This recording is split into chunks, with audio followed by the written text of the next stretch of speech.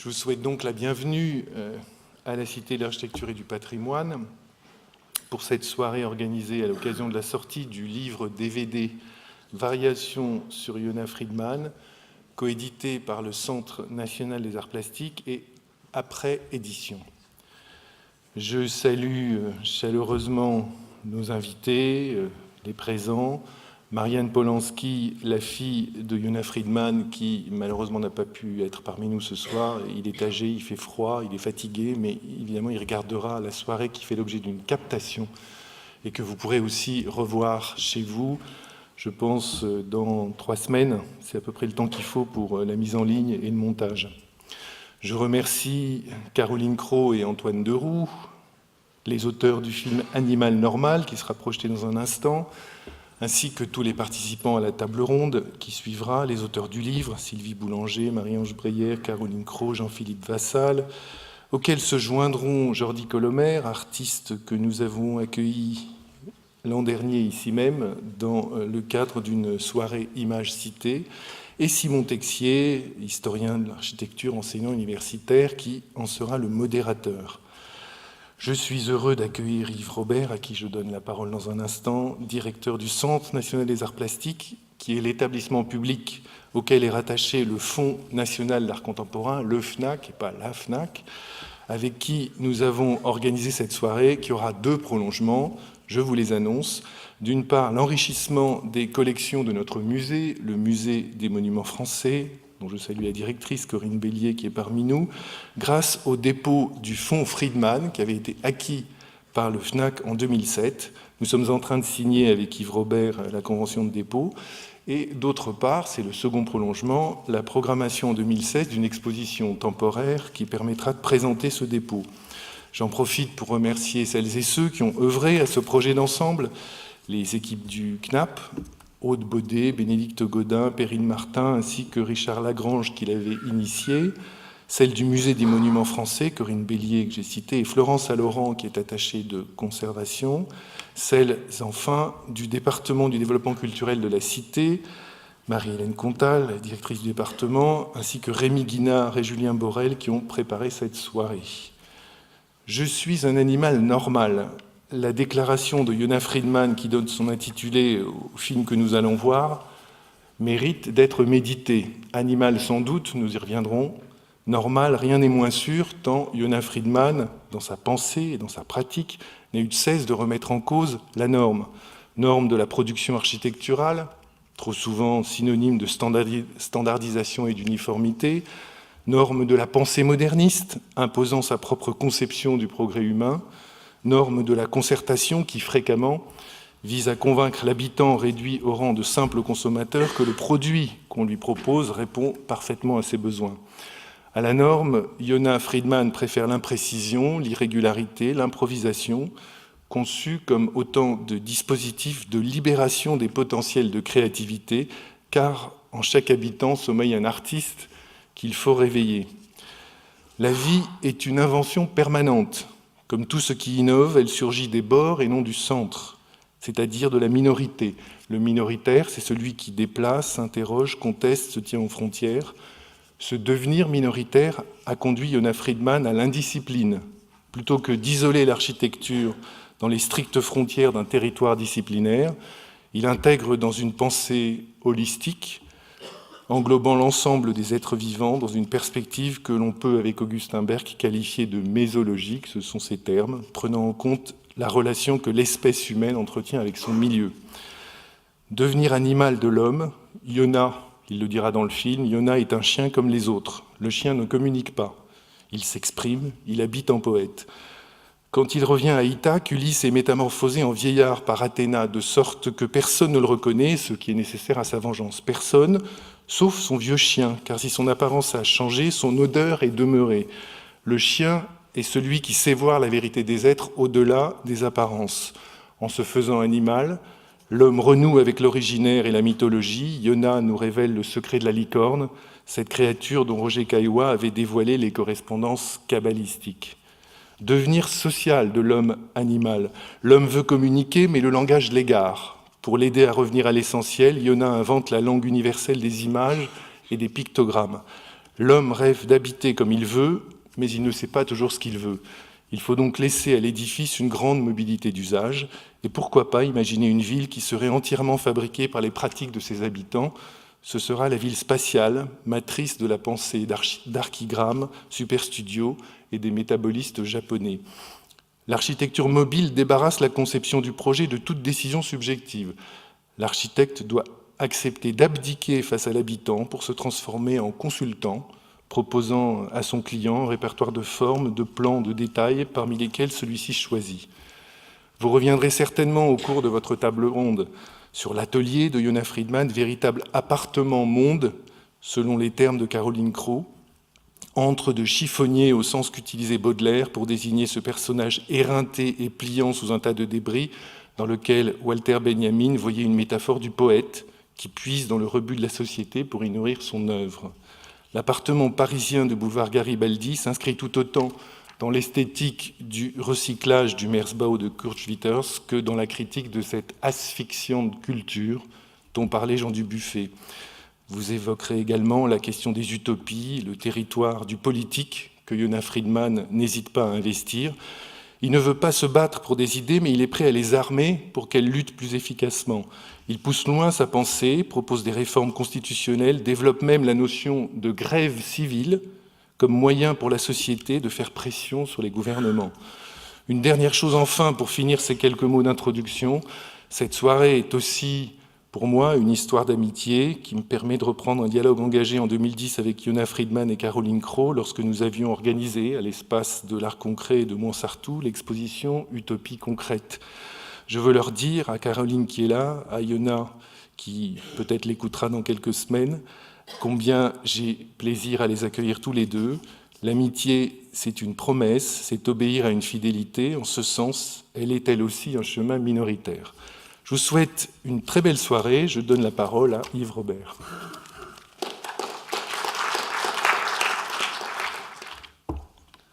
Bonsoir, merci à tous d'être présents ce soir à l'occasion de la projection et du débat consacré à Yona Friedman. Je tiens à remercier Guillaume Sellem, président de la Cité de l'Architecture, partenaire de cette soirée, ainsi que Marie-Hélène Contal et Rémi Guinard. J'ai une pensée chaleureuse pour Yona Friedman, qui ne peut pas être là aujourd'hui, grâce à qui nous sommes réunis, et qui est représentée par sa fille Marianne Polonsky. En 2007, le CNAP a fait acquisition d'un ensemble exceptionnel de 94 œuvres composées de maquettes, d'ouvrages et d'œuvres graphiques. Ce fonds retrace la création de Yona Friedman depuis son arrivée en France en 1958, quoique certains parlent de 1957. Il permet de restituer le cheminement de sa pensée singulière qui continue aujourd'hui d'influencer artistes et architectes. En 2015, la Cité de l'Architecture accueillera en dépôt l'intégralité des œuvres acquises par le CNAP, qui constitue un fonds homogène et autonome. Je remercie Corinne Bélier et Florence Alloran de la Cité de l'Architecture, qui travaillent avec Sébastien Faucon du CNAP à la mise en œuvre de ce magnifique projet. Une première exposition de ce dépôt sera visible à la Cité au début de l'année 2016. À la suite de l'acquisition de cet important dépôt, Yona Friedman a proposé au CNAP une donation sur réserve d'usufruit de l'ensemble des décors muraux de son appartement boulevard Garibaldi à Paris, que j'ai pu visiter ces derniers jours. Ce sont des éléments de décor que vous découvrez dans le film réalisé par Caroline Crowe et Antoine Doreau. Le CNAP a souhaité éditer ce film avec Après, édition dirigée par Gilles Couler, dans la collection Variations sur. Je n'oublie pas l'École nationale supérieure de Bourges ainsi que son ancien directeur, Stéphane Doré, qui ont apporté un soutien précieux à cette publication. La collection comporte également un autre titre, récemment consacré à Bernard Heitzig, que je vous invite à consulter. Je remercie également certains des auteurs du livre présent ce soir, Marie-Ange Breyer, Sylvie Boulanger et Jean-Philippe Vassal. Enfin, je remercie Jordi Colomer, d'abord parce que c'est une nouvelle occasion de nous rencontrer, qui a accepté de participer à cette table ronde, et Simon Texier, qui en est le modérateur. Bonne soirée.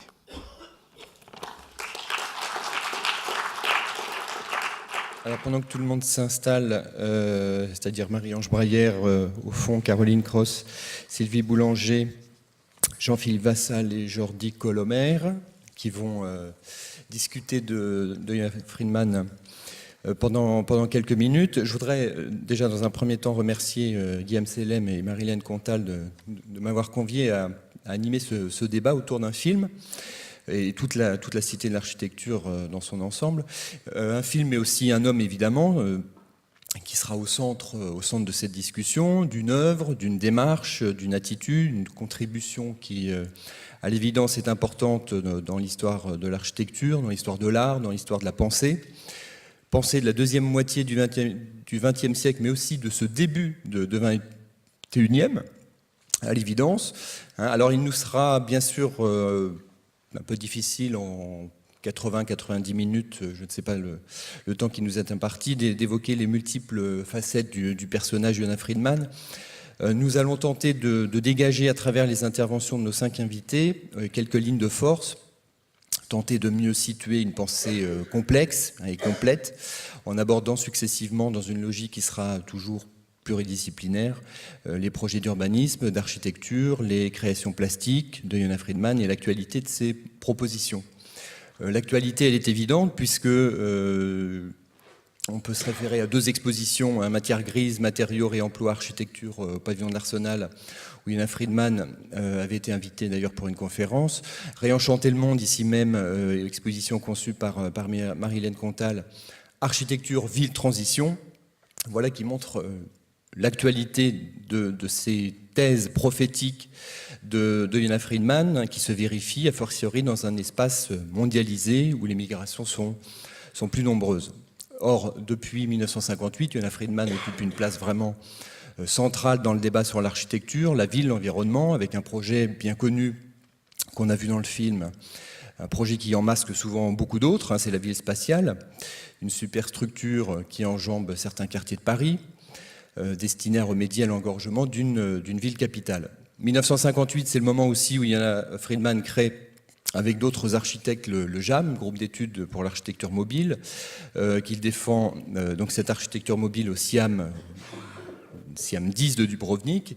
C'est le moment aussi où Constant crée New Babylon, et on se situe à ce moment-là dans une confrontation, dans une rencontre d'un monde pauvre et d'un monde des loisirs. On a deux grandes tendances de ces années 1960, décennie décisive à bien des égards, et on est par conséquent au cœur des grandes problématiques du XXe siècle. On est aussi 15 ans après la fin de la Seconde Guerre mondiale, et c'est assez frappant de voir Yonah Friedman, dans le début de ce film, dire « Mes idées ont été influencées par la Seconde Guerre mondiale ». Influencées, c'est une façon très euphémistique, évidemment, d'évoquer les débuts de son travail dans sa jeunesse. Les notions de survie, d'économie, de fragilité, d'éphémère, de mobilité deviennent à ce moment-là centrales, avec ce mot d'ordre commun, récurrent, la notion d'utopie réalisable. Ne pas prévoir, mais produire, voilà l'un des leitmotivs de Friedman. Alors, parmi les questions qui se posent dans le débat ce soir, auxquelles le public sera bien entendu associé, on peut évoquer donc ce rapport de l'art et de l'architecture, la question de la pratique de l'architecture, mais pratique artistique dans toutes ses formes, la question de la forme précisément, très souvent en retrait chez Yonah Friedman, la question de l'intention, et puis la question de la réception. Je pense que c'est aussi le moment de mesurer une réception longue, foisonnante, la fortune critique d'une personnalité marquante, qui, dans une histoire de l'architecture et une histoire de l'art qui fonctionne souvent avec des étiquettes, range trop facilement peut-être Yonah Friedman dans une catégorie, celle des utopistes ou celle des proto-écologistes. Alors, avant de commencer, juste, on peut rappeler que des travaux récents ont largement mis en avant l'œuvre et la pensée de Yonah Friedman dans le débat sur l'architecture et la ville. Je pense notamment à l'ouvrage de Dominique Rouillard, Superarchitecture en 2004, et de Larry Busby, Topologies en 2007. Alors, on va commencer avec Marie-Ange Breyer, qui est conservateur des collections de design au Centre Pompidou, mais vous avez travaillé surtout, très longtemps au Frac Centre de 1996 à 2014, sur les architectures expérimentales, les utopies, les contre-utopies des années 60-70. Donc la première question, c'est comment vous percevez, et comment vous situez Yonah Friedman dans ce spectre, dans cette géographie des discours des pratiques projectuelles que vous élaborez. Vous évoquez notamment dans le texte qui accompagne le film la continuité du travail de Friedman avec les nappes horizontales de Konrad Waxman, un travail qui anticipe aussi, on en a déjà parlé, les mégastructures, les travaux d'Archizoom, d'Archigram, des métabolistes japonais. Donc il y a une antécédence, et puis même les travaux d'MVRDV, de Sue Fujimoto. Et on verra également avec Jean-Philippe Vassal cette résonance actuelle. Donc comment vous situeriez, peut-être pour un public aussi qui ne connaît pas précisément la manière dont Yonah Friedman est perçu aujourd'hui, comment situer cette œuvre et cette pensée? Bonsoir, c'est vrai que la question est très, très vaste, ça va être difficile de la résumer en quelques mots. Donc, mais Yonah Friedman, effectivement, entre dans les collections du FRAC en 97, et à ce moment-là, effectivement, il va prendre une place très importante dans ces collections dédiées à l'architecture expérimentale. Alors, vous évoquiez l'après-guerre. C'est vrai que c'est important de partir de ce contexte de survie, de l'après-guerre, de destruction qu'on voit au début du film. Et le passage à une autre approche de l'habité, la notion d'abri qui va être permanente chez Yonah Friedman, qui ne va pas parler d'architecture, mais d'abri. Donc, on va être tout de suite dans un autre rapport à la construction. Et donc, il y a une crise de l'habité, une crise aussi du projet architectural dont vont rendre compte toutes ces avant-gardes, entre guillemets, architecturales des années 60 par leur format contestataire. Et donc, Friedman va effectivement, dans ce contexte, avoir une place tout à fait singulière. Alors, au début, il y a cette formation qu'il évoquait au Technion, à IFA, assez classique d'architecture, d'ingénierie. Vous évoquiez Konrad Waxman, qui dans les années 40 faisait des nappes horizontales, des structures modulaires très standardisées.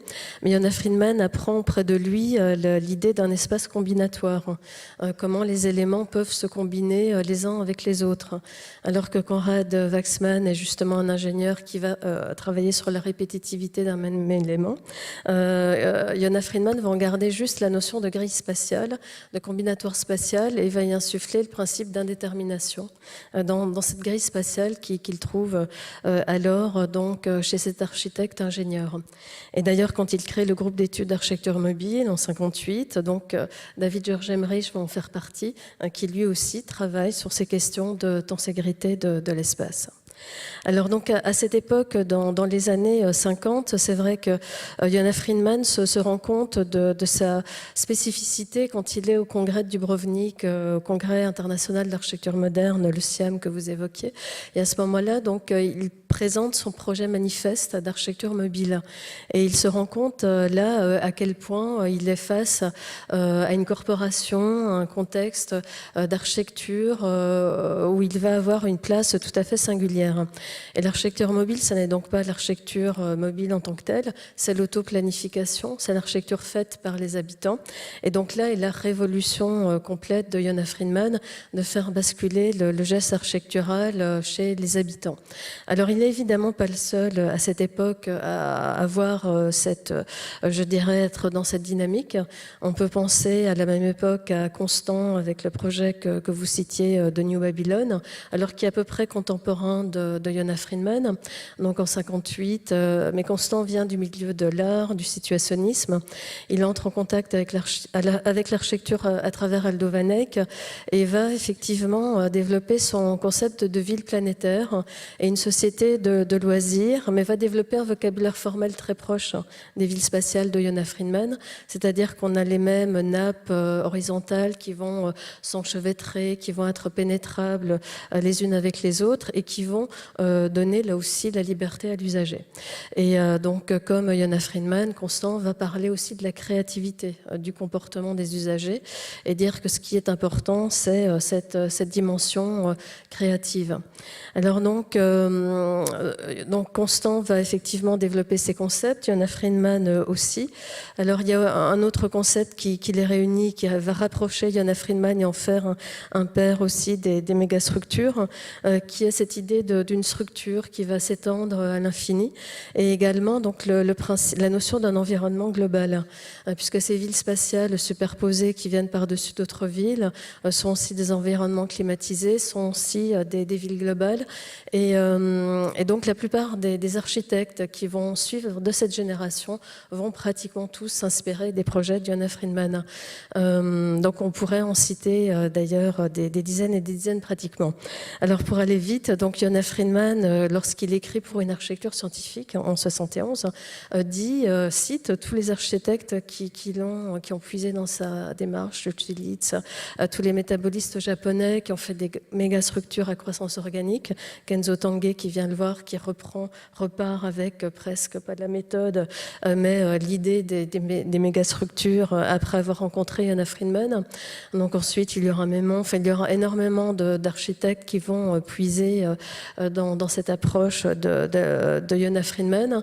Et c'est vrai que donc on va voir, Yona Friedman dira d'ailleurs dans cet ouvrage, en fait, ils ne m'ont pas compris, ils m'ont interprété à partir des maquettes, des dessins qu'ils voyaient, ils n'ont pas compris le raisonnement qui était le mien. Et donc, ce qui ramène effectivement en disant, oui, ils ont pris un principe structurel de fonctionnement, qui est celui de la mégastructure, mais ils n'ont pas compris mon fonctionnement à moi, mon raisonnement, qui était effectivement de tout miser sur la liberté de l'individu, sur la liberté de l'habitant, qui allait lui-même effectivement être celui qui allait aménager son espace. Et voilà, ce principe de liberté qui allait être déterminant chez lui.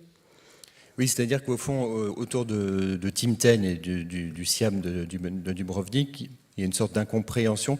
De qui pourrait-on rapprocher Friedman, enfin, qui, parmi le mouvement Tim Ten, serait plus proche de Friedman dans sa démarche, c'est-à-dire le moins formel ou formaliste?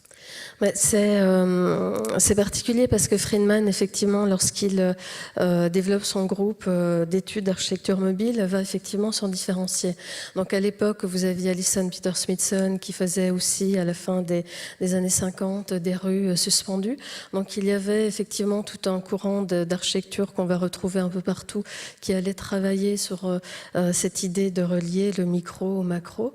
Mais par rapport effectivement à ce contexte-là, Yona Friedman va se trouver un petit peu dans une dimension assez, je dirais, anticipatrice, puisqu'on se trouve à la fin des années 50, au début des années 60, et va suivre tout ce qu'on a pu appeler, qui était aussi au cœur de la collection du FRAC, l'architecture radicale. Et à ce moment-là, Yona Friedman va effectivement avoir une influence très très importante, puisque ce dont il va parler, c'est de faire de l'architecture sans l'architecture. Et donc, d'être dans une dimension en misant sur le comportement créatif contestataire vis-à-vis de l'architecture comme discipline.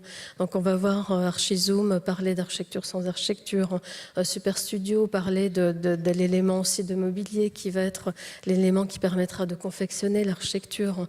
Donc Yona Friedman parlait donc de ces écrans mobiles adaptables qu'il développe dès 1945 lorsqu'il est en exil, où là aussi donc il n'y a plus d'appartement d'architecture en tant que tel, c'est l'élément de mobilier qui va faire l'architecture, qui va faire l'espace de l'appartement que l'habitant va également se réapproprier. Et donc on est dans cette dimension d'adaptabilité en permanence qu'on retrouve dans le film, d'une reconfiguration permanente. Alors ce que je voulais également signaler, c'est important d'en parler à propos de Friedman parce qu'il parle beaucoup d'improvisation dans le film. Mais à l'époque, quand il développe son projet de ville spatiale, il parle beaucoup de mathématiques, il parle beaucoup de cybernétique, de technologie de l'information, et c'était quand même là aussi un précurseur, c'était un des premiers, je dirais, protagonistes à s'emparer là aussi de ces théories cybernétiques et à dire, moi, ma pensée de l'espace, elle est issue d'hypothèses sociales, elle ne vient pas de l'architecture, mais elle vient d'hypothèses sociales de la vie des gens et également des mathématiques. Et donc, il met en place ce qu'il appelle sa pensée en graphe, son écriture idéographique, Et la ville spatiale, c'est une forme de structure aussi mathématique. Donc, il va même développer une sorte d'ordinateur, entrer en contact avec le MIT Nicolas Negroponte en 61, exposé à Osaka en 70, une espèce de machine où chacun pourrait imprimer son propre appartement. On est dans une démarche là absolument, c'est presque 40 ans, 50 ans avant la customisation, l'appropriation individuelle que vont permettre les technologies numériques. Et donc, il présente donc là en 70, mais dès les années 60, il se mettait en contact avec tout ce qui était lié à cette dimension machinique, à cette dimension également de pensée mathématique, scientifique de l'espace, d'études très rigoureuses.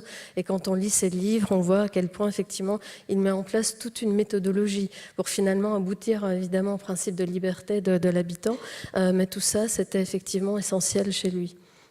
Par rapport à Nicolas Schoeffer, par exemple, qui développe la ville cybernétique, qu'est-ce qui différencie les deux? Parce que j'imagine que la réflexion sociale, voire politique, n'est pas tout à fait la même. Alors c'est vrai que Nicolas Schoeffer aussi évidemment va développer ces mêmes, des idées très similaires. D'ailleurs Nicolas Schoeffer fait aussi des structures superposées, donc des structures également modulaires. Et les théories cybernétiques, la ville spatio-dynamique de Schoeffer peut y faire penser. Mais il y aura une construction plastique, par exemple chez Nicolas Schoeffer qu'on ne veut pas trouver chez Yona Friedman, qui revient toujours à l'idée d'infrastructure. La ville spatiale, c'est une infrastructure, c'est la ville et les habitants qui vont faire la ville. Il dit aussi cette phrase qui est très forte, la ville n'est qu'une ruine s'il n'y a pas d'habitants. Donc on revient sans arrêt là aussi à cette idée de destruction, de mort, où c'est toujours les habitants qui vont former là, la matière même vivante de la ville dans ses configurations erratiques. Mais c'est vrai que Schoeffer, lui, est artiste, ne va pas développer des projets d'urbanisme comme Friedman le fait à cette époque. Là, il y a peut-être là, à cette époque, des relations aussi, des parallélismes à faire avec un Cédric Price, par exemple, qui va développer le Fun Palace aussi à la même époque, qui sont une architecture aussi, des projets d'architecture faits par les utilisateurs, faits par les usagers. Et donc, voilà, que Rainer Banham aussi va publier, va défendre à cette époque. Et voilà, donc Yona Friedman va se situer dans ce contexte-là. On va vouloir redonner cette liberté créatrice aux usagers, aux participants qui vont faire eux-mêmes l'architecture. Cette dimension participative qui a toujours été essentielle et qu'on va retrouver dans l'histoire de l'architecture radicale ou donc des années 60-70 à travers encore d'autres exemples qu'on pourrait citer aussi en Italie, avec Global Tools par exemple. Alors, on a évoqué la question, enfin, on va y revenir, la question patrimoniale et les différents fonds d'archives et fonds d'objets d'art de Friedman. Vous vous intéressez plus particulièrement aux maquettes. En quelques mots, comment qualifier la maquette justement chez Friedman, sa neutralité, son refus d'être objet pour l'objet, par rapport à des maquettes qui sont conçues parfois comme de véritables objets d'art par certains architectes. Oui, c'est vrai que Friedman, à cette époque, dans les années 50, est un des premiers à travailler avec des matériaux pauvres, à mettre des objets du quotidien dans ses maquettes, des petits pots de colle, des bracelets indiens qui vont servir de structure ornementale. Donc, on peut le rapprocher en ce sens, effectivement, de démarches plus artistiques qui vont se développer par la suite. Et donc, là aussi où Friedman bouleverse l'approche de la maquette habituelle, c'est que la maquette n'a plus du tout de fonction mimétique, de représentation. Donc la maquette va montrer le fonctionnement de la ville spatiale et se résumer à ça. Après, l'ornement, effectivement, le choix évidemment du carton ou des bracelets indiens va être important, mais elle va être aussi structurelle, en même temps que ça exprime une individualité expressive, mais qui est à nouveau renvoie aux habitants. Et donc, c'est vrai que on a à la fois géré la neutralité de l'infrastructure de la ville spatiale. Donc, la maquette montre comment la ville spatiale fonctionne, comment on peut s'en servir. Et en même temps, effectivement, Friedman va essayer de rendre compte de l'importance de la dimension ornementale, donc à travers sa manière d'utiliser ces éléments de récupération.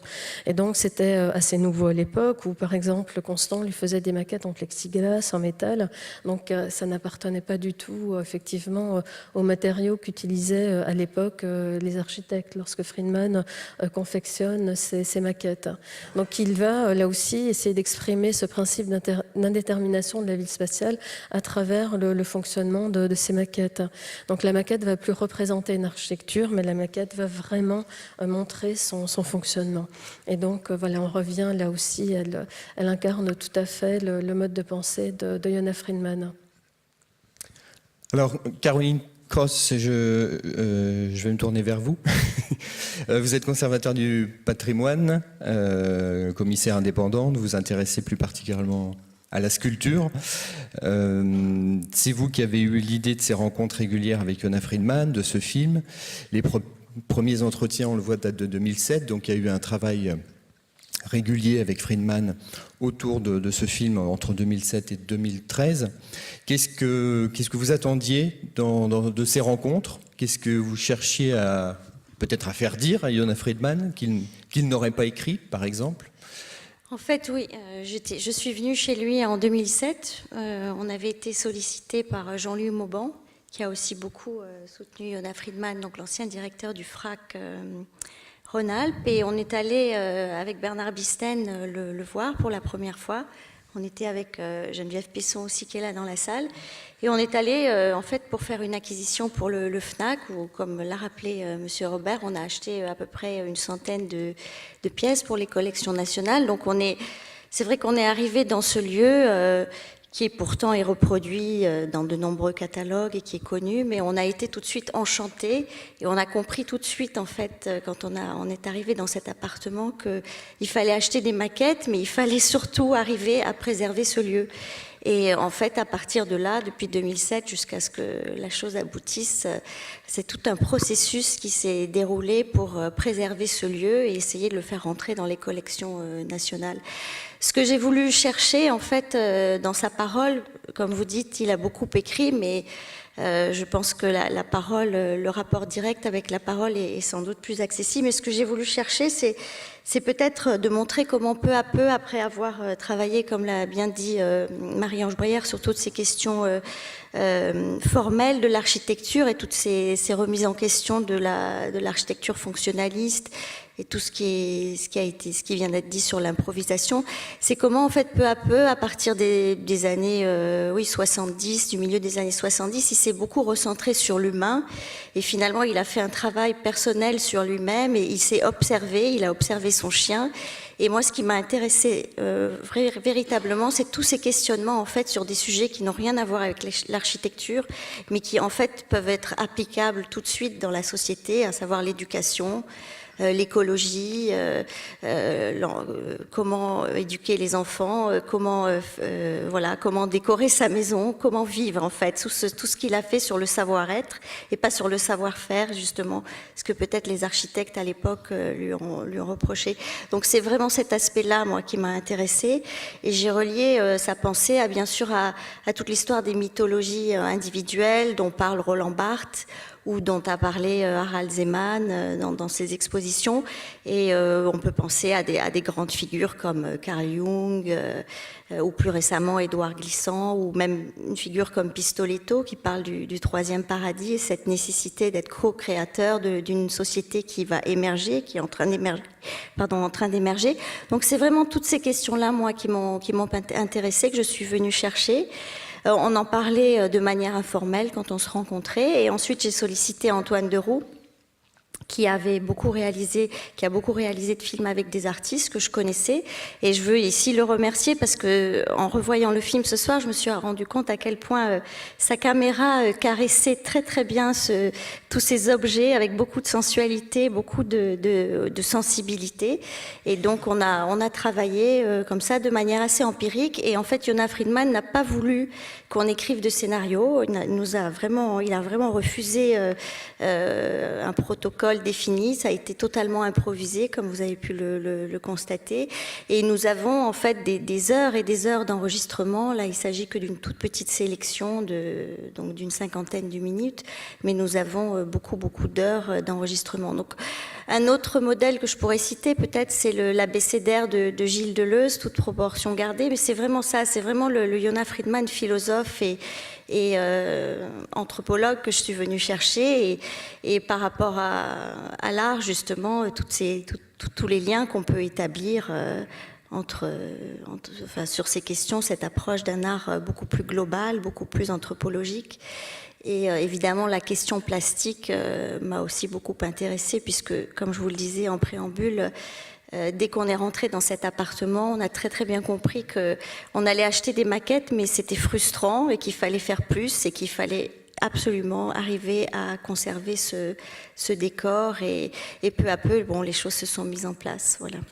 Alors précisément, Guillaume Sellem en parlait aussi dans l'introduction, ce fameux Merzbau, qui n'est pas le même travail qu'a mené Schwitters, pas avec peut-être les mêmes obsessions, les mêmes quêtes, mais comment imaginer la conservation de telles accumulations sur un plan curatorial, de conservateur?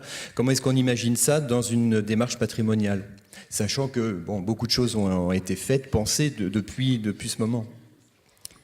Oui, maintenant tout reste à faire. En fait, on a déjà essayé durant toutes ces années, voilà, quand on a rencontré la première fois Yona Friedman avec Bernard Blisten et Geneviève Pesson, on a très bien senti qu'il n'était pas du tout prêt à nous proposer les décors de l'appartement comme acquisition. C'était évident que c'est une seconde peau et qu'il n'était pas du tout prêt à ça. Ensuite, son rapport très fusionnel, je regarde sa fille en parlant, son rapport très fusionnel avec ce décor a évolué, parce que la vie a évolué. Il y a eu des changements dans sa vie familiale, il y a eu beaucoup de choses qui ont... On peut le voir d'ailleurs à l'image, à un moment donné, on voit le sol du salon qui est couvert de tapis. Et puis aujourd'hui, il n'y a plus du tout de tapis dans cet appartement. On a juste le parquet pour des raisons pratiques. Donc voilà, tout ça a pris du temps. Comment l'exposer ou comment le conserver? Heureusement pour nous, la photographie a joué son rôle aussi, puisque grâce à Bénédicte Godin, on a pu commander dans un premier temps un reportage photographique presque pixelisé. On a photographié ce décor, cet atelier, ces chambres, ce salon carré, petit carré par petit carré. Donc on a conservé numériquement tous ces objets. Ensuite, on pourra les reconstituer. Yona Friedman est très très souple avec ça, très très libre. Là aussi, il va encore très loin. Il est très en avance sur la manière de conserver et de montrer les objets, puisqu'en fait, on aura les curateurs, les conservateurs auront toute la liberté pour le montrer. C'est un travail créatif qui pourra être fait à partir de tout ce recueil numérique et photographique. Et puis les originaux seront bien sûr conservés au FNAC, dans les collections publiques, pour les préserver. Mais je pense que dans le cadre des expositions, on aura recours beaucoup à la photographie. On pourra jouer des superpositions, des agrandissements de formats différents, de supports très différents, que ce soit au sol, au plafond, sur les murs. Il y a une liberté qui est vraiment nécessaire. Voilà. Dans le film, combien on voit de pièces, par exemple? Parce que le film ne cherche pas à montrer la totalité de l'appartement. Non, alors le film se déroule, vous l'avez compris, surtout dans le salon. Donc c'est la pièce où Yona Friedman reçoit ses visiteurs, puisqu'il a beaucoup de visiteurs. Ça, on l'a peut-être pas dit, mais c'est quelqu'un, à chaque fois qu'on est chez lui, le téléphone sonne beaucoup. Il y a, je pense, 1 ou 2 visiteurs par jour du monde entier. Les gens se déplacent. Et enfin, Sylvie pourra aussi en attester. Et donc ça, c'est le salon, c'est la pièce maîtresse où il reçoit ses coups de fil, où il déjeune, parce que la table où on parle, c'est la table où il dresse la table. Juste une petite anecdote, mais cette table est décorée par les pictogrammes, les idéogrammes de ce langage qu'il a inventé dans les années 70, et ensuite toutes les assiettes, toutes les serviettes de table, tout est décoré de la même manière. Les autres pièces qu'on voit, c'est sa chambre à coucher, qu'on voit bien, je pense à un moment donné, on voit très bien le lit avec le masque et le feutre décoré qui est en fait une fonction de tête de lit. Et ensuite, on voit le couloir, mais on ne voit pas trop la chambre arrière qui est ici, qui est reproduite ici, qui était l'ancienne chambre de son épouse, où pendant que nous avons travaillé, nous n'avons pas toujours pu aller. Il y avait une certaine pudeur de la part de Yona Friedman, une certaine réserve pour qu'on arrive dans cette pièce, mais c'est l'ancienne chambre donc de son épouse. Et puis il y a les couloirs, mais les autres pièces que nous ne voyons pas, c'est la salle de bain qui est aussi décorée. C'est un appartement qui fait environ 100 mètres carrés. On s'en rend pas compte, mais il est très grand. Il est assez grand, mais comme il est rempli, on ne se rend pas compte de son immensité. Enfin, de son immensité. C'est quand même un appartement confortable dans Paris, une centaine de mètres carrés. Alors Sylvie Boulanger, vous dirigez le CNAI, et c'est ce centre d'art qui, d'une certaine manière, a sorti Yona Friedman d'un certain oubli, puisque on peut, notamment chez les historiens de l'architecture et de l'urbanisme, Yona Friedman appartient à un moment de l'histoire, et c'est vrai que pendant un certain temps, on n'entendait pas parler de lui en tant qu'architecte et urbaniste, moins de projets et plus d'œuvres, plus de travaux présentés dans les grandes biennales, à la Biennale de Lyon, à la Documenta de Kassel. Depuis 2006, donc l'île de Chatou, vous dites, est son terrain d'expérimentation. Et donc ça nous amène à aborder la question du lien entre architecture et art contemporain. Yona Friedman ayant souvent... Oui. Donc il a souvent été invité comme artiste, mais il a aussi des liens très forts avec la critique d'art. Sans parler de Michel Aragon évidemment, mais on peut citer Pierre Restany, qui a été aussi une personne importante dans la défense de sa pensée. Des liens très forts avec les artistes, Tinguely, Niki de Saint-Phal, Jean Dubuffet, Godfrey Deneguer. Comment s'opère concrètement votre travail en commun et comment intervient Yona Friedman quand il vous rend visite? Tout a commencé au moment de la première... Le micro. Je ne sais pas si ça marche.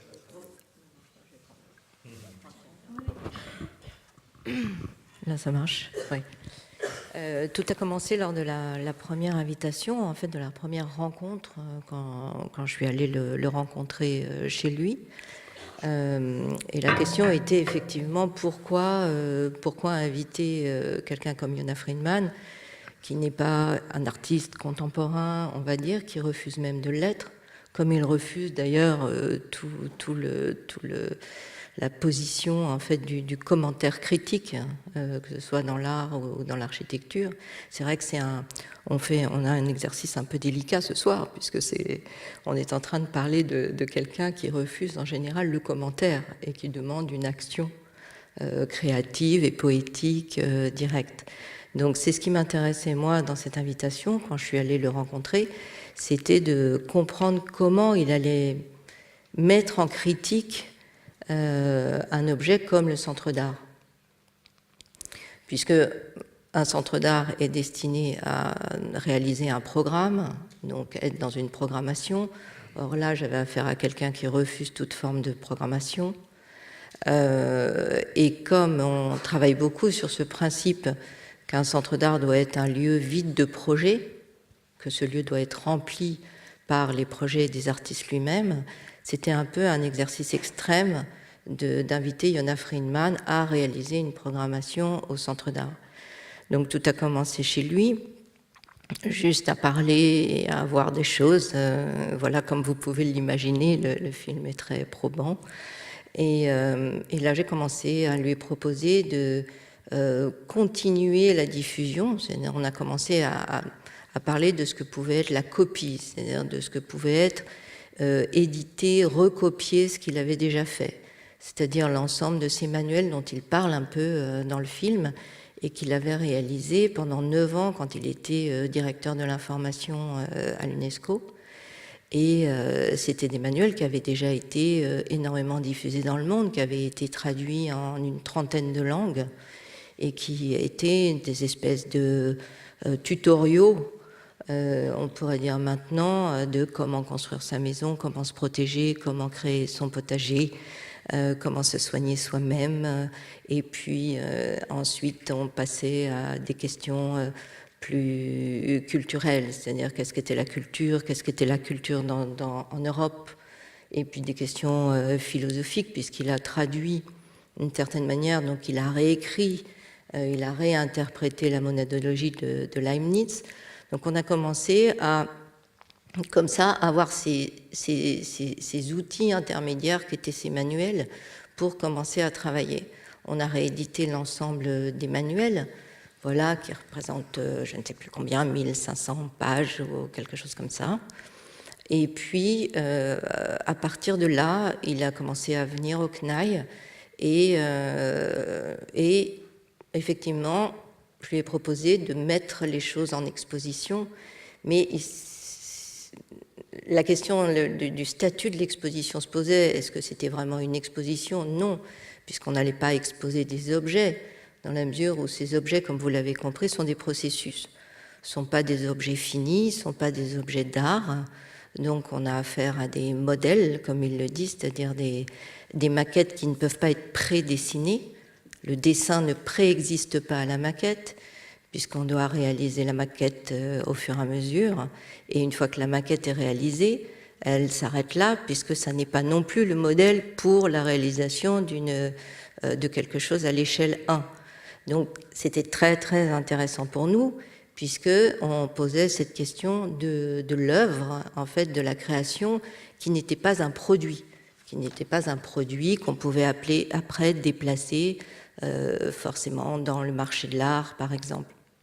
Donc on a réalisé, alors c'est dommage, dans le film on ne voit pas effectivement la fin, les images de la fin, on le voit beaucoup au CNAI en train d'improviser en fait des maquettes échelle 1, mais qui ne sont pas des objets, qui étaient des environnements, des maquettes échelle 1 qui après remplissaient entièrement l'espace, hein, comme une espèce de grotte. La comparaison, ça pourrait peut-être faire penser effectivement à des pièces de Thomas Hirschhorn, comme on les a vues. Et ces maquettes étaient à l'intérieur, puisqu'on disposait d'un espace intérieur, mais aussi à l'extérieur, sur l'île. Et puis, il a commencé à en faire 1, 2, 3, 4. En même temps, on publiait des manuels. Et au fur et à mesure, effectivement, le lieu devenait un peu son terrain d'expérimentation. C'est-à-dire que tout d'un coup, il m'appelait le vendredi en me disant « J'ai trouvé un nouveau matériau, c'est le fil d'aluminium, voilà, de 0,6 de diamètre, et je veux absolument faire quelque chose. » Donc le lundi, j'allais le chercher en voiture avec Balkis, et puis et là, il se passait une chose formidable, Balkis le chien. Et il se passait une chose formidable, c'est que l'équipe était complètement sidérée, parce que Yona Friedman, ce jeune monsieur, sortait de la voiture, déroulait immédiatement le fil d'aluminium et commençait immédiatement à tordre tout ça et à travailler. Et là, les stagiaires, l'équipe demandaient une réunion préalable. Donc, ça ne collait pas, il ne fallait pas de réunion préalable, parce qu'à partir du moment où il y avait réunion préalable, il y avait projection. Donc il y avait anticipation d'un objet. Ça, c'était bien sûr hors de question. Donc j'avais un petit peu de mal au début, et après j'ai vite compris qu'il fallait que je prévienne l'équipe, et donc que je fasse une réunion préalable à sa venue en leur expliquant qu'il n'y aurait pas de réunion préalable, qu'on n'allait pas boire un café ou parler avant. Et voilà, et ça se passait comme ça. En revanche, une fois que la transmission était faite, et là je voudrais dire quelque chose, parce qu'on parle beaucoup de liberté, que Yona Friedman voilà, souhaite la liberté de l'autre, de l'usager. C'est plus que la liberté. Il souhaite l'autorité de l'autre, hein, c'est-à-dire qu'il y a une vraie transmission d'autorité. Parce que comme il le dit très bien, on a beau être libre, on ne sait pas forcément quoi en faire, et on ne sait pas forcément ce qu'on veut faire quand on est libre. Donc ce que j'ai vu concrètement et ce qu'on a expérimenté, c'est cette transmission d'autorité. Donc une fois que le travail était commencé, là nous deux on allait déjeuner, et il fallait que tout le monde continue pour que ce soit terminé dans la journée, parce que plus d'une journée pour construire un système comme ça, c'est trop. Donc tout le monde continuait, et on s'est rendu compte à ce moment-là que marcher sur du fil d'aluminium, tordre du fil d'aluminium, c'était aussi un style. C'est-à-dire que les éléments, les modules qui étaient créés par les uns et les autres n'avaient pas exactement la même tête. On avait chacun notre style dans la complication. Voilà, donc ça, c'était quelque chose aussi de très intéressant pour nous en tant que centre d'art. Il y a un projet de Yona Friedman de musée sans architecture qui nous ramène un petit peu à l'architecture, mais aussi aux préoccupations des professionnels des musées, qui renvoie, et ça me fait penser à ce que Friedman dit dans le film à propos de Le Corbusier, Le Corbusier voulait que, d'une manière un peu autoritaire, que les habitants apprennent à habiter la cité radieuse. Peut-être le projet le plus ouvert de Le Corbusier, c'est le musée à croissance illimitée. C'est ce musée qui n'avait pas de façade, enfin en tout cas qui postulait que la croissance illimitée rendrait caduque toute idée de façade. Est-ce qu'on peut faire un lien entre les deux? Est-ce que Friedman va beaucoup plus loin en partant de ce principe que le musée ne doit pas avoir d'architecture? Ce qu'il met en pratique à Belleville, on le voit dans le film. Oui. À mon sens, quand il parle de musée sans architecture, c'est une réinitialisation complète du concept de musée. C'est-à-dire qu'il ne s'agit pas d'imaginer un musée sans mur, mais vraiment un principe d'exposition au sens, pas réaliser une exposition, mais exposer l'œuvre. Ce qu'on devrait toujours faire d'ailleurs, que ce soit par Yona Friedman ou d'autres artistes. Il y a évidemment beaucoup d'artistes qui ne sont pas là-dedans, qui sont beaucoup de conservateurs et beaucoup de curateurs qui pensent exposer l'œuvre comme un objet. Or, l'œuvre s'expose. Donc il ne s'agit pas de faire une exposition, mais d'exposer l'œuvre, de lui faire prendre le risque, en fait, de l'exposer à quelqu'un. On doit conjuguer en fait la chose de manière transitive et non intransitive. Et je crois que c'est ça que Yona Friedman perçoit quand il parle de musée en extérieur, de musée en les murs, de musée sans les murs, etc. Donc c'est ce qu'on a testé aussi, hein, puisque là il ne s'agit que de tests, toujours ce qu'on a testé aussi au CNAI à 4 reprises, en fait. Il y a encore 2 structures d'installer aujourd'hui. C'est effectivement cette exposition du travail aux autres, mais aussi du travail des autres aux autres encore. Ce qui définit, on retombe sur la question de la mobilité et de l'adaptation. C'est-à-dire quand le vent détruit la chose, on réadapte, on reconstruit. Quand d'autres acteurs artistiques souhaitent intervenir sur ces structures, puisqu'il s'agit en fait de cadres de travail, de structures de travail. C'est dommage, on n'a pas d'image, mais voilà, les gribouillis en extérieur sont des structures de travail. Lui, il ne le conçoit pas vide non plus. Donc, c'est ni un dessin, ni évidemment une architecture, mais encore une fois, un processus d'exposition de l'œuvre. Donc les œuvres qu'on a, enfin les gribouillis, les structures en plexiglas qu'on a au CNAI servent de cadre et ont déjà été modifiées 1, 2, 3, 4, 5 fois avec des pièces, des œuvres, des tissus tendus, des cartons peints, soit par Yona Friedman, soit par d'autres acteurs. Merci. Jean-Philippe Vassal, vous expliquez dans l'ouvrage qui accompagne le film que votre expérience africaine vous a rendu la démarche de Yona Friedman très utile. Avec Anne Lacaton dans l'agence Lacaton-Vassal.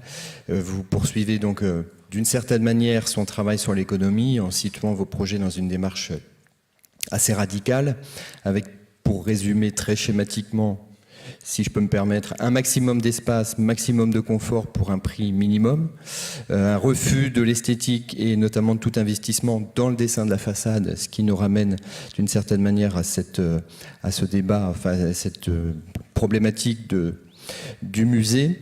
Ça fait partie donc des aspects que Yona Friedman a toujours écartés lui aussi.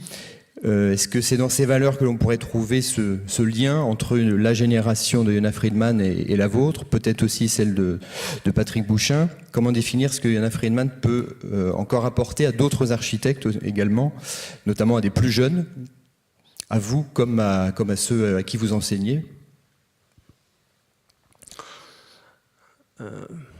Pour les plus jeunes, je crois qu'il faut lire tout, il faut regarder tout, il faut regarder tous les livres. Pas pour les plus jeunes seulement, pour les plus vieux aussi.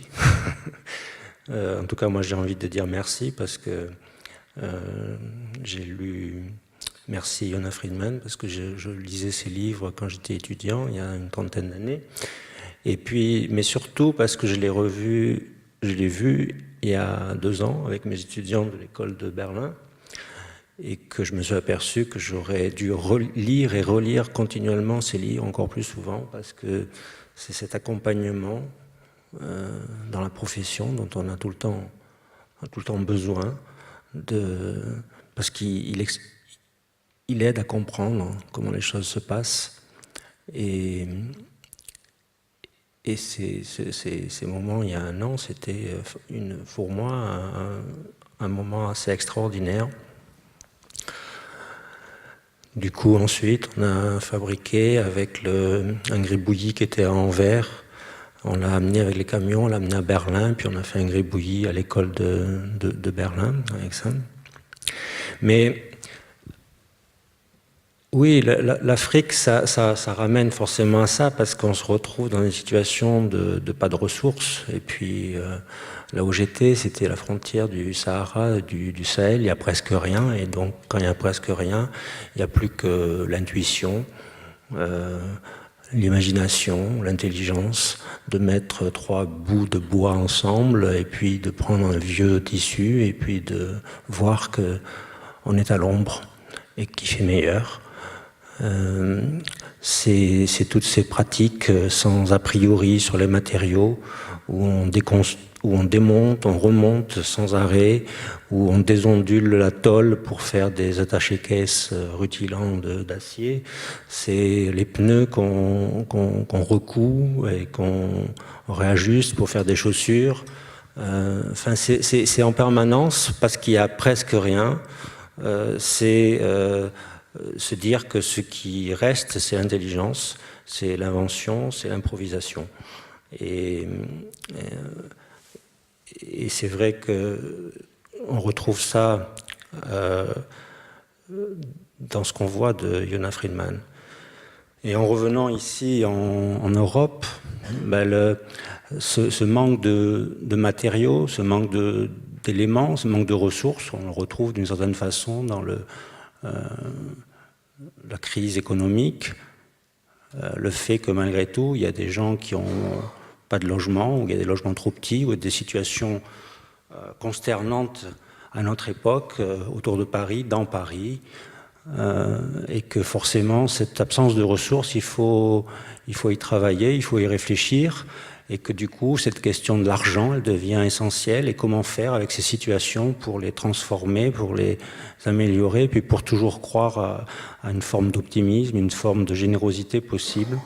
Donc cette question de l'économie, elle rejoint la question du minimum de matière, le minimum d'énergie, le minimum de sueur, pour fabriquer quelque chose, mais avec toujours cette idée d'essayer de proposer avec ça le maximum de place, d'air, d'espace, de possibilités, de liberté pour quelqu'un qui va habiter là.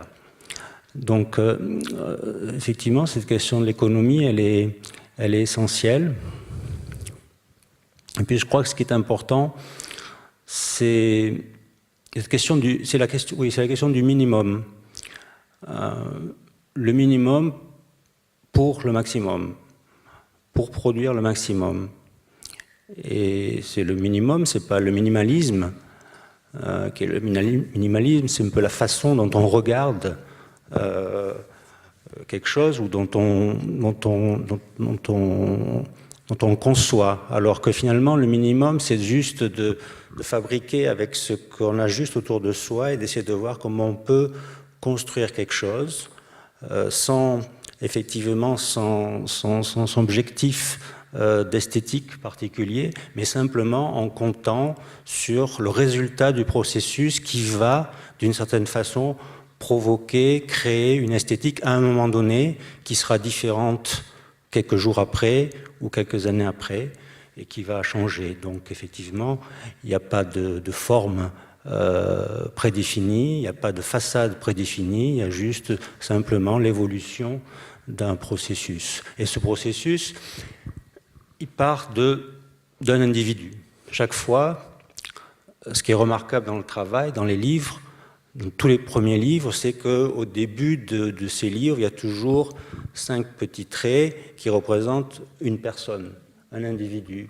Et puis il y en a un qui commence à parler, puis il y en a un deuxième, puis il y en a un troisième, puis il y en a des centaines, il y en a des milliers. Et chacun de ces petits bonshommes, il se déplace dans une bande dessinée, c'est-à-dire qu'il y a du mouvement.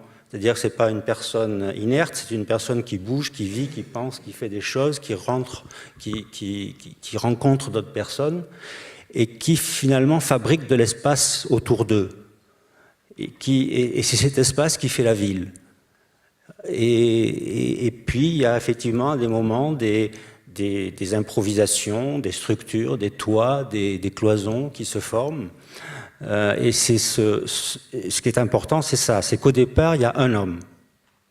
Je pense que ce qui est différent avec les architectures métabolistes, où finalement, au départ, il y a une structure complète. Alors que finalement, chez Yona Friedman, la structure, elle démarre avec le premier espace autour du premier homme. Et puis après, il y a un deuxième et un troisième. C'est-à-dire, peut-être que ça peut, dans certains cas, ça ne va pas très loin. Il y a 2, 3 éléments qui se forment, et puis ça peut aller beaucoup plus loin, ça peut déborder, c'est quelque chose qui bouillonne, qui continue, et qui suit précisément ce mouvement, cette vie, cette liberté et cette autonomie que prend chaque individu.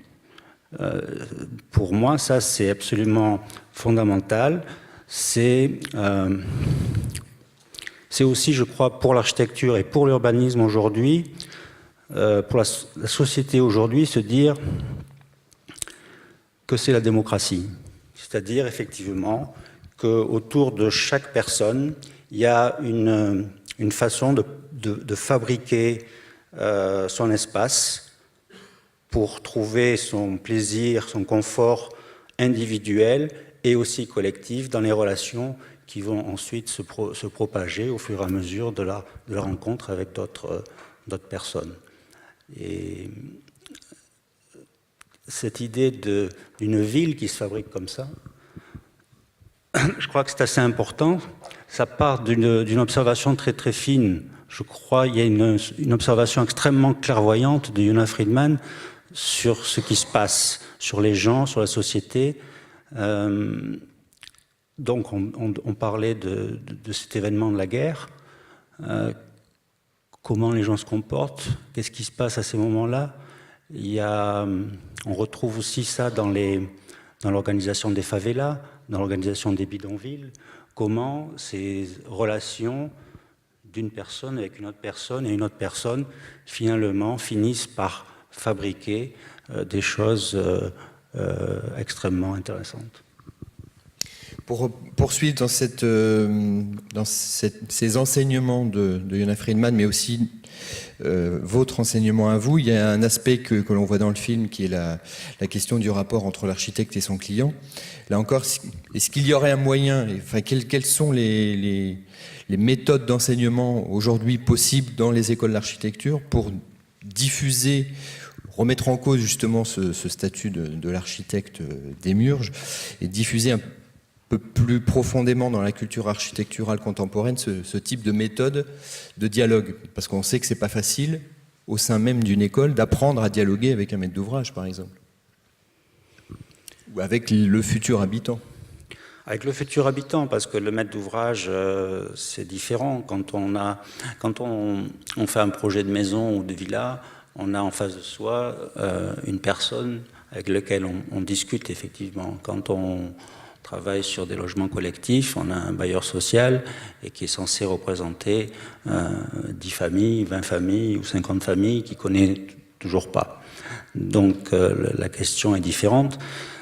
Et dans ce cas-là, on s'efforce d'essayer d'imaginer ce qui sera le plus facile, c'est-à-dire d'essayer de résoudre les choses compliquées pour qu'il y ait une certaine facilité ensuite, une certaine liberté, une certaine possibilité pour chaque personne qu'on ne connaît pas puisse développer ce qu'il a envie de développer en termes d'habiter. Et il y a un projet qui est assez, que je trouve très intéressant à Berlin, de Fraiotto, qui était en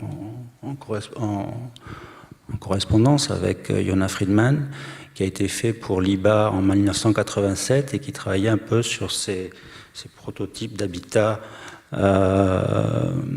expérimental à l'époque, où dans la forêt du Tiergarten, Fraiotto a installé 2 très grosses plateformes qui ont faisant très attention à éviter d'abîmer les arbres. Donc ce principe d'enjambé qu'on retrouve chez Yona Friedman, où finalement on place à des endroits très précis et très délicatement, comme quelqu'un qui marche délicatement dans la forêt, un certain nombre de poteaux assez hauts qui viennent porter une grande plateforme à 7 mètres au-dessus, et puis encore des poteaux qui continuent, qui portent une plateforme suivante 7 mètres plus haut, un escalier qui relie le sol à la première plateforme et à la deuxième. Et finalement, à ce moment-là, Fraiotto s'en va pratiquement, et où il aide un petit peu, parce qu'il dit, voilà, on a fabriqué des nouveaux sols, et ces nouveaux sols, des habitants peuvent venir avec d'autres architectes ou par eux-mêmes construire leur propre maison dans ce système-là. Et donc tout d'un coup, ce système de plateforme grossit énormément, prend du volume dans les différentes interactions que les différents occupants vont mener sur ce site.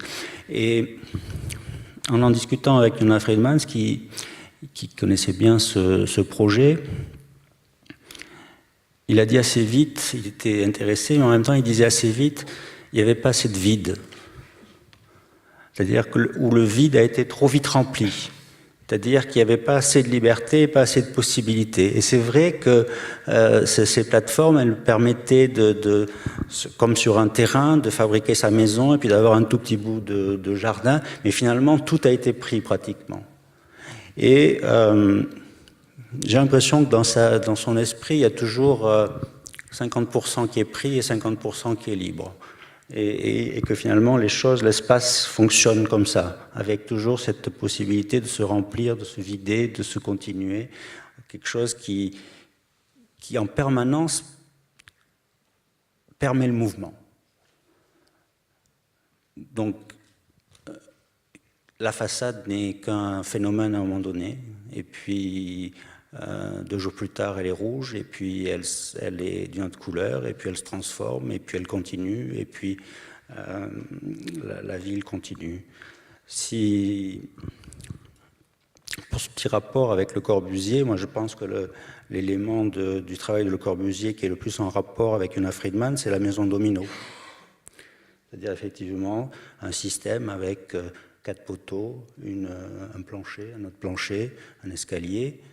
Et si on l'imagine à l'échelle urbaine, on peut se dire que c'est la ville d'Athènes qui pousse comme ça d'un étage, 2 étages, 3 étages, en laissant des fers en attente pour continuer à évoluer et à pousser le polykatoïka d'Athènes, qui, je trouve, représente un petit peu cette ville spatiale dont parle Yona Friedman.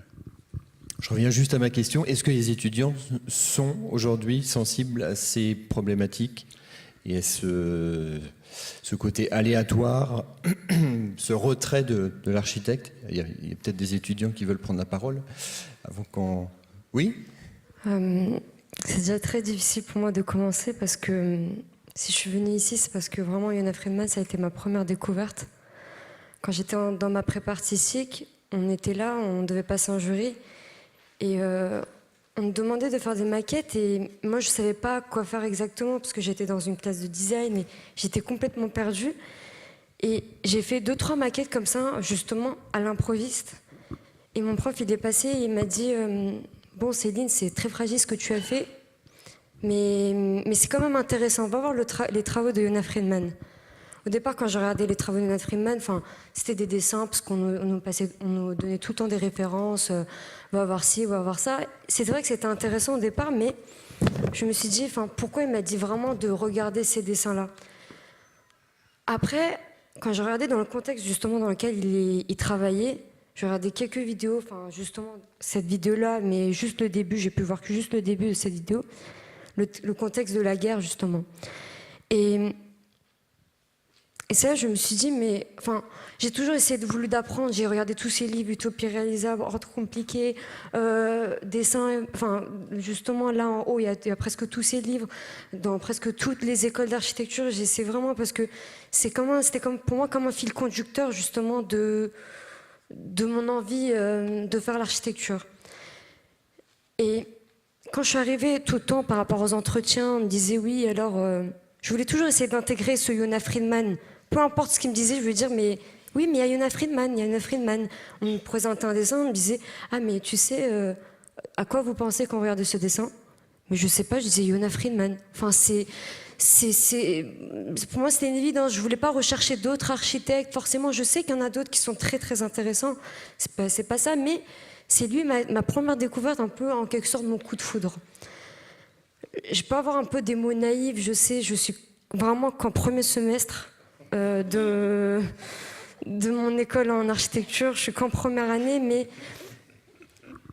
quand j'arrive justement envers les profs, je leur parle, je leur dis c'est Yona Friedman et tout le temps. Et je sais, ça peut paraître, je suis un peu fanatique, limite, c'est comme si pour moi aujourd'hui je voulais venir voir, c'était un peu comme un concert. Je me dis, je veux voir Yona Friedman. Et justement, en fait, moi, ma question, c'est pas une question, mais c'est plutôt une frustration. Parce que je faisais de l'animation dans les écoles de... En fait, je viens de la Courneuve, quand j'étais petite. Cette école, j'étais dans l'école primaire de Paul-Éluard. Et j'étais confrontée à... Excusez-moi. À cette architecture immense devant moi, c'était les 4000. Et quand j'ai déménagé à Sceaux, j'étais au lycée La Canale, on m'arrêtait souvent, on me disait mais... Oui, mais Céline, toi, tu as un profil de professionnel. Parce que justement, j'avais pas ce profil-là pour découvrir autre chose. Je savais pas que je voulais être architecte. C'est quand j'ai découvert, justement, j'étais en terminale, et j'ai dit, parce que j'étais destinée à faire banque, sous-entendu parce que j'ai fait une économie sociale. Et on m'a dit, oui, mais toi, tu dois faire l'économie sociale, donc tu vas faire de la banque, donc voilà. Et après, quand j'avais fait mon TPE, justement, sur l'aide humanitaire en Afrique, j'ai regardé je me suis repérée sur le mot « sans frontières ». Ce mot m'a vraiment intéressée. Je me dis, en faisant des recherches sans frontières, je suis tombée sur les architectes sans frontières. J'ai dit waouh. J'ai dit peu importe, je ne savais pas c'était quoi l'architecture. Vraiment, je voyais juste ce côté humanitaire en fait. J'avais aucune idée. Je savais même pas que c'était de l'art. Je savais même pas que c'était. Pour moi, quand j'étais petite, Paris n'existait pas. Pour moi, Paris c'était la banlieue. C'était pas. C'est après que j'ai découvert grâce à mon déménagement. Et quand je fais animation, quand je suis animatrice de ces enfants, quand je leur dis mais toi, qu'est-ce que tu veux faire? Ou alors mes cousines qui arrivent de l'école parce que pourquoi? Elle veut devenir footballeuse. Pourquoi footballeuse? Tout simplement parce qu'en face d'elle, il y a un stade. Parce que son rêve, justement, grâce à Peter Sloterdijk, il explique de tout un système de sphères. Parce que justement, les enfants, ils sont confrontés à ça. Leur rêve est spatialisé en fonction de l'espace dans lequel ils sont. Ils ne savent même pas que... Moi, quand j'étais petite, je suis arrivée devant l'entretien, j'ai dit, je ne sais pas c'est quoi une exposition. Je ne connais pas d'artiste, mais je veux faire ça. C'est tout simple. Mais Parce que j'avais juste pris en conscience qu'il y avait autre chose autour de moi. À partir du moment, justement, où on prend en conscience qu'il y a autre chose, on peut découvrir. Mais ces enfants-là, ils ne sont pas confrontés à ça. Ils arrivent, ils sont nés, ils n'ont même pas demandé à être nés déjà d'une. On les fait naître et en même temps, on leur dit, on croit que justement, créer un stade, ça peut justement, les laisser libres. Mais non, pourquoi forcément le football ? Pourquoi moi, je ne savais pas ce que c'était le tennis, par exemple. Enfin, c'est tout simple, mais je sais, je suis un peu... Pour moi, aujourd'hui, c'était un jour très important, mais... Est-ce que vous voulez poser une question à nos invités ? Oui, mais... Moi, quand j'ai regardé les vidéos de Jordi Colomer, ce qui m'a intéressé, c'est j'ai fait la liaison entre, justement, Yona Friedman, vous, le fait de tenir justement cette architecture et qui est soi-disant mobile. Enfin, j'avais vu ça dans la conférence de Pharmacon ici, et justement, j'ai vu cette image, elle m'a vraiment frappée. Je me suis imaginé, moi, avec des enfants, faire des projets avec eux, c'est tout simple, mais venez, on va construire un bâtiment, on va le peindre et on va le transporter. Justement pour créer un déclic chez l'enfant, parce qu'on crée des mauvais déclics chez des enfants qui sont eux en banlieue. Qu'est-ce que nous on pourrait faire pour ces enfants-là, pour cet enfant que j'étais moi au départ, que j'ai eu vraiment la chance de découvrir que je peux être autre chose. Mais qu'est-ce qu'on peut faire pour eux aujourd'hui? Parce que c'est ça en fait, c'est ces enfants, qu'est-ce qu'ils vont devenir après? C'est eux qui vont vivre après. Il faut pas dire eux ils sont coupables d'être comme si moi j'avais soi-disant un profil de professionnel, de rentrer dans une école de professionnel. Pourquoi? Parce que voilà, j'avais ce difficulté de langage, certes, je me rendais compte, mais j'avais ce respect-là envers ce professeur, envers les profs envers qui j'étais. Et enfin, voilà, moi, par exemple, votre projet m'intéresse beaucoup. Enfin, pourquoi? Alors on va en je parler. sais pas, c'est... Merci, vous avez fait une très bonne transition, puisque c'était à Jordi Colomer que nous allons passer la parole. Et justement, Jordi Colomer, vous avez une formation d'artiste, d'architecte et d'historien d'art. Vous avez également une activité de scénographe. Et comme Yona Friedman et d'autres, vous ne souhaitez pas réduire votre activité à une seule pratique. Vous avez produit ces dernières années donc, des travaux qui, dans une large mesure, questionnent la ville, les utopies architecturales et urbaines. Et vous faisiez référence à la célèbre série Anarchitecton de 2003, qui est probablement ce qu'on connaît le mieux de vous dans vos travaux. On voit ces vidéos dans énormément d'expositions. Elles étaient au musée Montmartre de Rovereto cet été encore, ce musée qu'évoquait Friedman dans le film. Vous avez par ailleurs récemment été associé à Yona Friedman, précisément dans le cadre de l'exposition Double jeu aux turbulences au Fraxon d'Orléans. Est-ce que vous pouvez évoquer les circonstances de ce dialogue et ce qu'il a produit?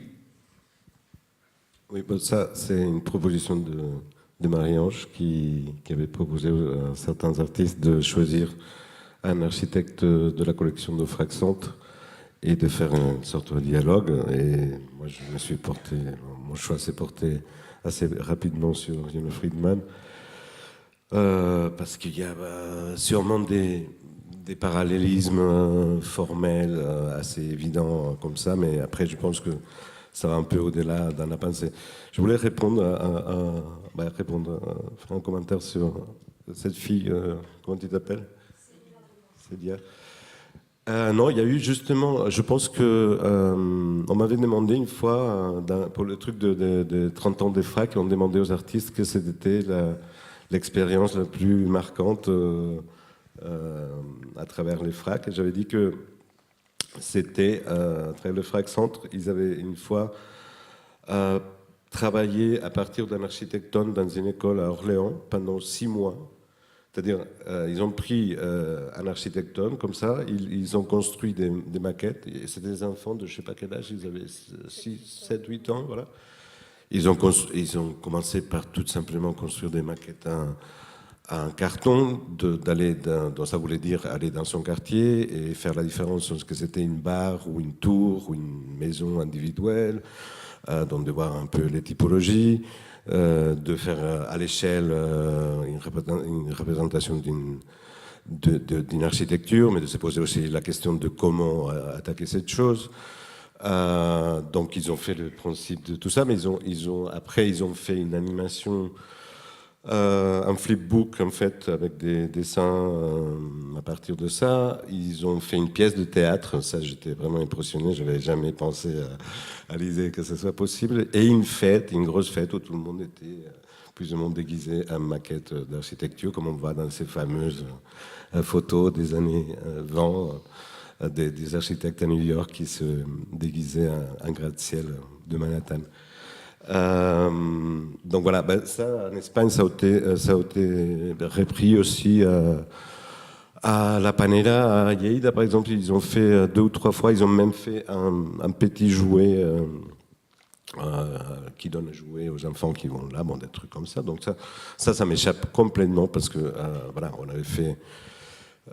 avait fait 4 films pendant 2 ans avec 3 amis. Justement, c'était une idée l'idée de cette série d'un architecton, ça vient juste après une vidéo qui était la plus grosse production que j'avais eue, avec des grues et des grosses caméras, des trucs comme ça. Et justement, la réflexion que je me suis fait, c'est qu'il fallait plus investir dans le temps qu'on aurait à faire des choses et de faire avec des choses très simples, avec un appareil photo très, très simple, voilà, c'est des photos et des maquettes en carton et un ami qui s'est prêté à courir dans 4 villes dans le monde, voilà. Donc ça, c'est très facile à faire, mais je pense que c'est un peu voilà, ce qui... Dans Yona Friedman, s'il y a quelque chose à tirer, c'est cette simplicité formelle, non, mais qui est très difficile. Disons, les dessins de Yona Friedman, d'arriver à cette simplicité de schéma comme dans l'alphabet japonais. Non, l'homme, c'est exactement comme les dessins de Friedman. Il invente tout un alphabet. En fait, il a tout un alphabet. Moi, je suis un grand fan de Friedman, mais en plus, les manuels, par exemple, voilà, il se permet. Je pense qu'il a beaucoup d'humour. Je pense qu'on en a parlé. Je pense que il y a rarement en architecture, on parle d'humour en architecture. Et Friedman, il a beaucoup d'humour. En fait, il dit, par exemple, dans une des vignettes des manuels, à un certain moment, il dit. Quand les gens seront plus évolués, ils n'accorderont pas aussi d'importance à l'architecture. Mais il l'a dit lui-même, donc voilà. Et je pense que ça se voit dans tout ce qu'il fait.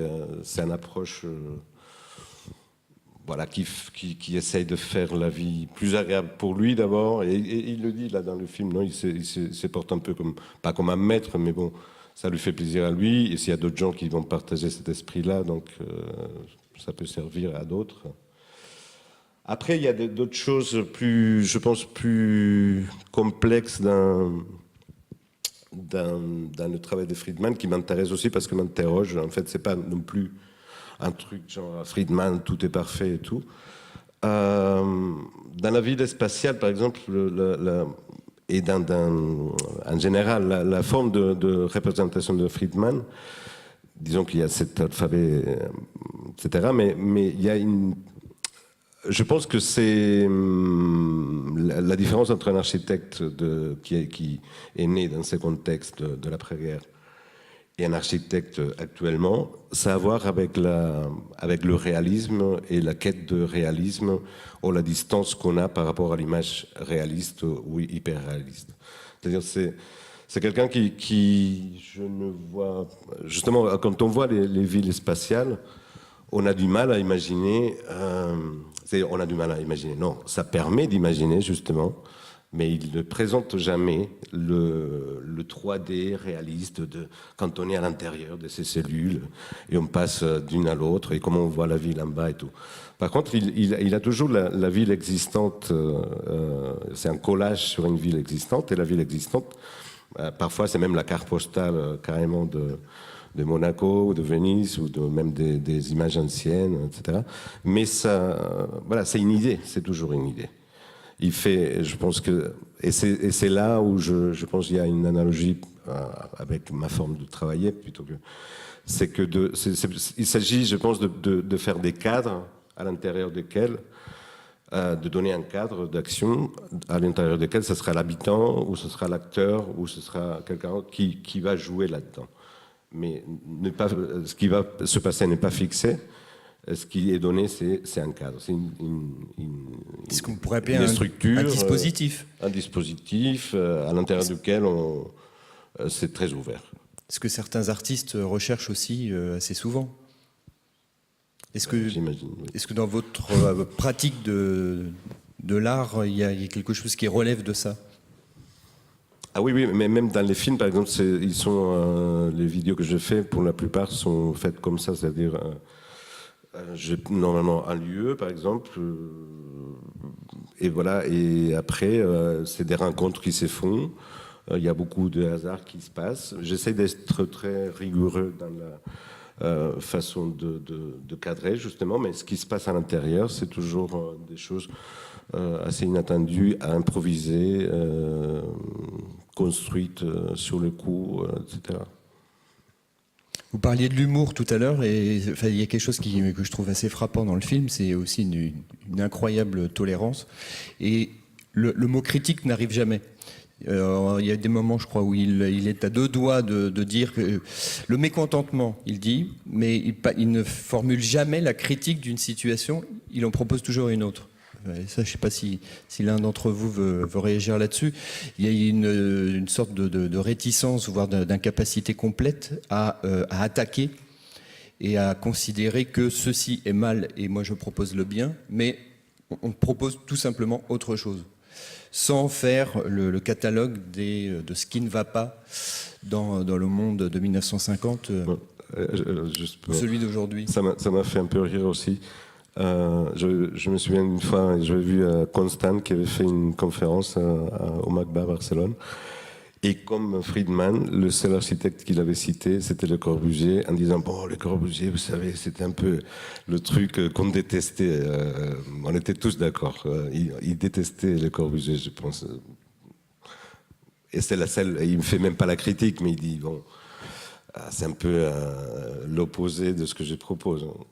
Oui, mais il arrive même à dire que Le Corbusier a cette grandeur lui-même d'avoir accepté de voir dans ce que Yona Friedman proposait devant lui, en disant c'est bien, faites-le.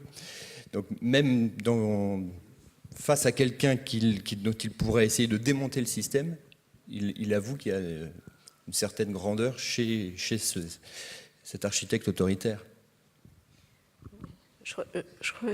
J'ai l'impression, lors d'une émission à France Culture, on était pareil, il y a eu l'erreur de lui parler de Le Corbusier, et ça l'avait beaucoup énervé. Et effectivement, c'est à peu près le seul moment où on le voit être à la limite de la critique, sinon absolument jamais, puisque voilà, tout ce qui est fait est bien.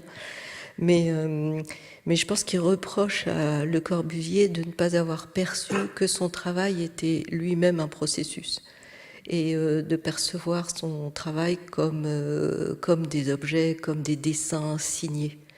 Il lui reproche beaucoup justement cette position de refuser que son travail soit copié, d'avoir critiqué certains, d'avoir copié, etc. Donc de ne pas avoir lui-même pris conscience que ce qu'il avait fait de mieux, c'était un processus et pas un objet, peut-être. Et quant à l'humour, elle me revenait en tête deux phrases qu'il nous a dites hier. On était avec Marianne Polonsky chez lui, et hier il nous a dit oui, une mauvaise culture n'est pas nécessaire. Une mauvaise culture n'est pas.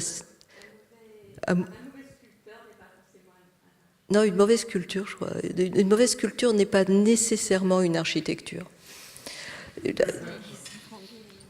Et voilà. Et c'est Franck Guéry, oui, il parlait de Guéry. Hein. Et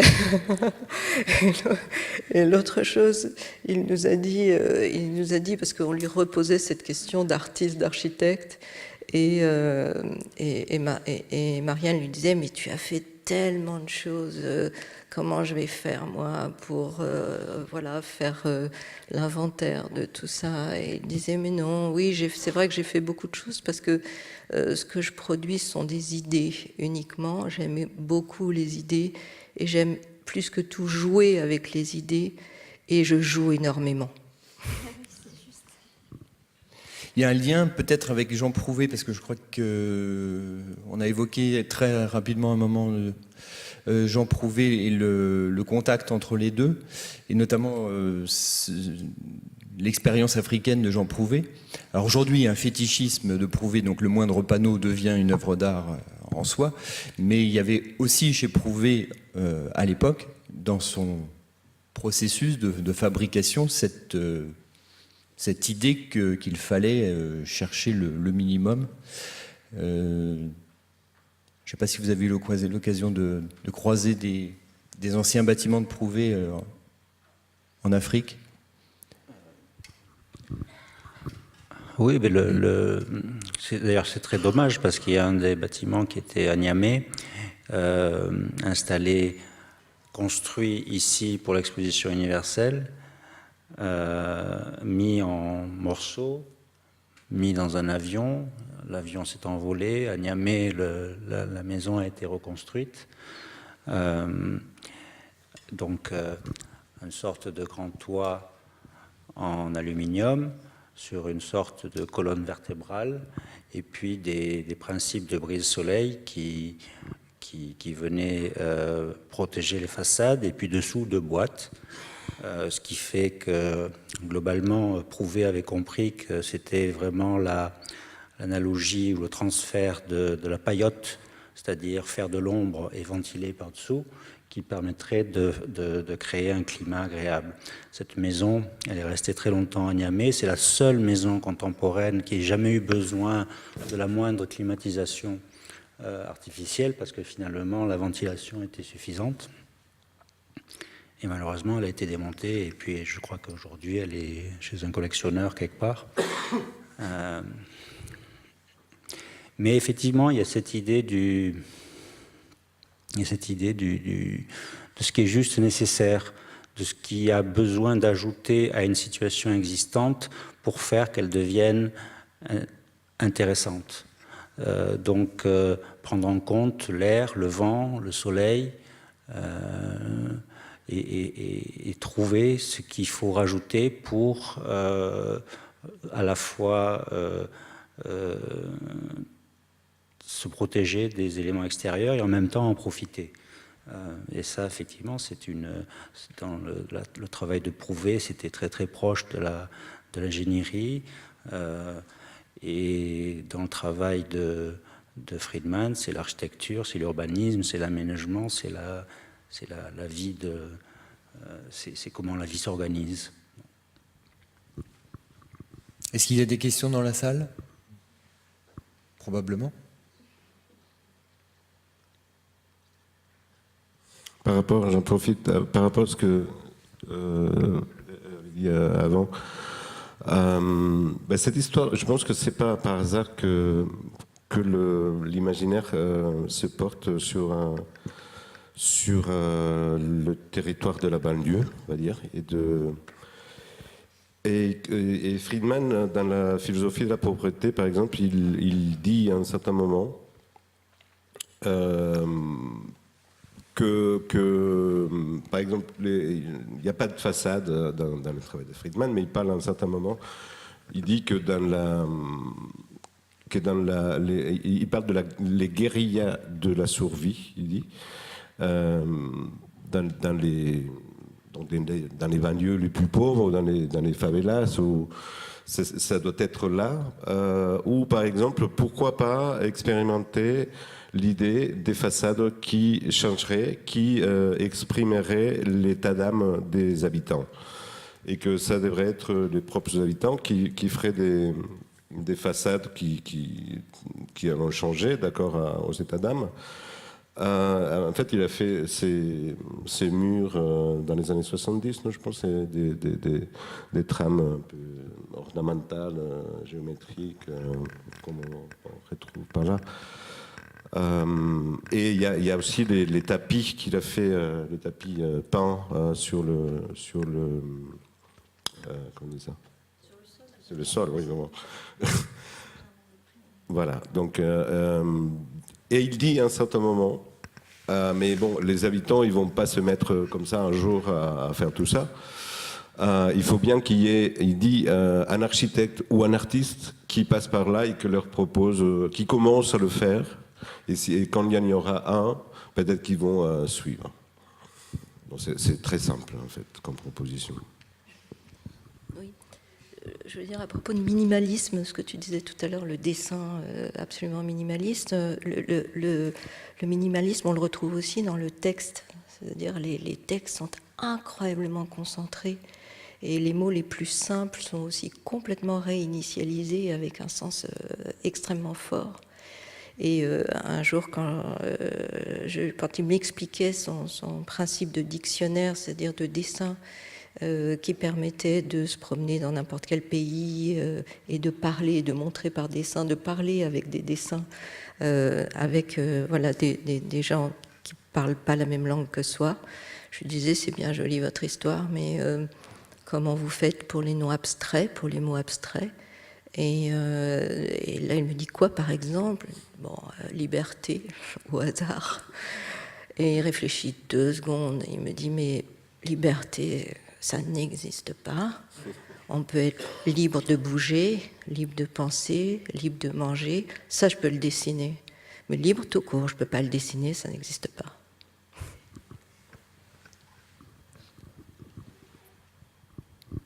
Non, c'était aussi très... Enfin, moi, c'est une des questions que je lui ai posées, c'était comment, enfin, cette incroyable intelligence à expliquer les choses d'une manière tellement évidente, tellement simple, par des paroles ou par quelques dessins, mais vraiment, il y a une sorte de trait qui est vraiment le trait minimum pour dire quelque chose. Et donc, ce qu'il disait aussi, c'est qu'il avait pas mal enseigné. Et donc, effectivement, dans la façon dont il, je ne sais pas si c'était dans les écoles, mais globalement, dans la façon dont il expliquait les choses, il avait travaillé cette façon extrêmement efficace de dire les choses, et toujours il y a un temps, c'est-à-dire c'est toujours une histoire, c'est toujours une bande dessinée. Le mot, cette question de bande dessinée, c'est-à-dire quelque chose, une histoire qui commence et qui va jusqu'au bout. Je trouve que c'est vraiment quelque chose d'assez intéressant.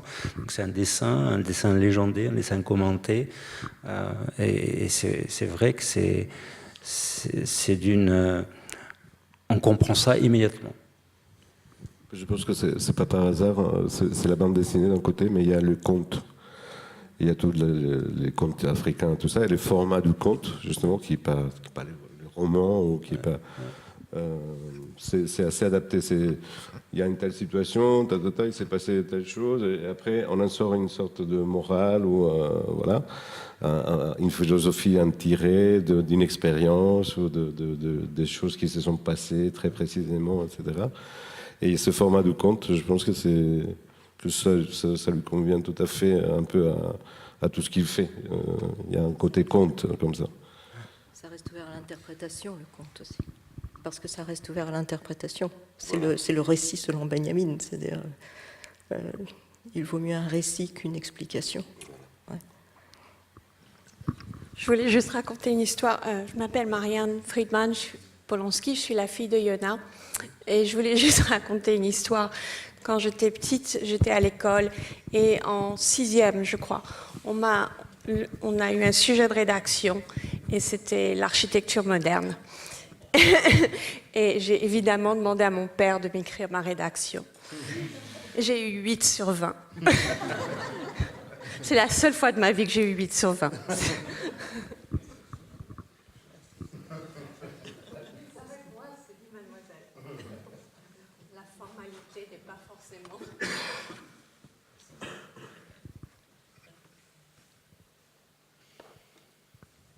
D'autres questions?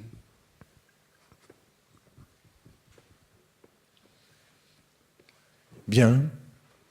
Eh bien, il nous reste à remercier tous les intervenants d'avoir joué le jeu de ce questionnaire, de cette discussion sur l'œuvre et la pensée de Yona Friedman. Oui, publicité oblige, évidemment.